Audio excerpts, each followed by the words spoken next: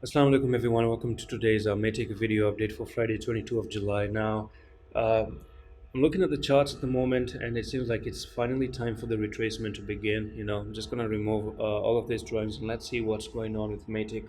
Yeah, we did saw it going down here, making the move upside, but the problem really is that that's not the kind of move you need to actually continue higher. Now, this one is getting rejected at the moment at this level, and you can see that there's resistance line coming in, and if I dive into the 4-hour time frame, that resistance is actually pretty solid at the moment. So what I'm going to do is actually just bring it a little bit down there. So you do have a lot of pressure up here. So the first touch there, the second touch right over here, the third touch right over here.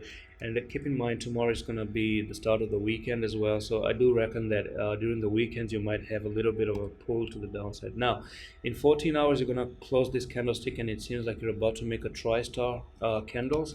And the tri-star is actually a bearish candlestick, and it's actually going to start to move to the downside. When you see three different bearish dojis like this with a plus and plus and plus, that's actually not bullish, it's actually bearish, especially when you're making it right at the resistance.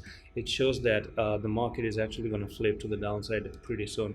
So I can actually turn on the EMA, and I do think that this 55 EMA is something that is going to be retested potentially and come down here and maybe move even lower. As I said previously, that it could be on the verge of going down, but who knows? Just watch the Bitcoin update, because Bitcoin still looks like, yes, going to drop down, but in the future go back up to 25k and 26k, and we might see Matic make some series of move to the upside as well. But at the moment, I'm not in the favor of the upside. At least let it go for a deep retracement, maybe on the daily time frame, and retest some level that actually never has been retested. Okay, yesterday you did bounce off the 10 EMA, right? And you do have a bull cross, by the way.